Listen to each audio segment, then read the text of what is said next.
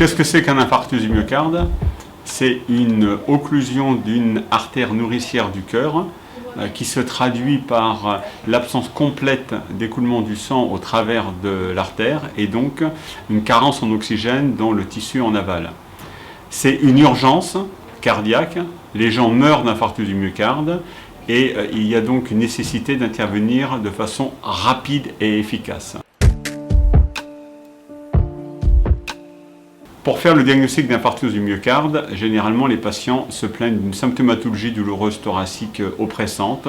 Ils mettent la main sur la poitrine, mais ça peut être tout aussi différent. Ça peut être une douleur dans la mâchoire, ça peut être une douleur dans le bras, ou une douleur dans le dos, ou une grande fatigabilité, ou alors une complication de l'infarctus du myocarde, un trouble du rythme qui peut entraîner une perte de connaissance, un arrêt cardio-respiratoire.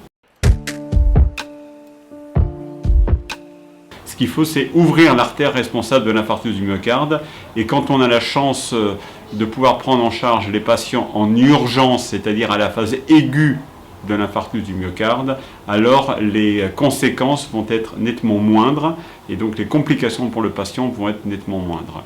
C'est-à-dire que quand on prend un patient qui fait un infarctus du myocarde dans les 6 heures et qu'on peut le prendre en salle de cathétérisme cardiaque, c'est-à-dire réaliser une coronarographie qui consiste à opacifier les artères nourricières du cœur, alors on met en évidence l'occlusion artérielle, la présence d'un bouchon à l'intérieur de l'artère qui empêche le sang de passer, et on réalise le plus souvent une angioplastie coronaire, c'est-à-dire une action mécanique de destruction du caillot par le franchissement de la thrombose artérielle par un petit guide, ensuite un ballon, et on écarte l'artère, et le plus souvent on répare l'artère par la mise en place d'une endoprothèse coronaire qu'on appelle un stent.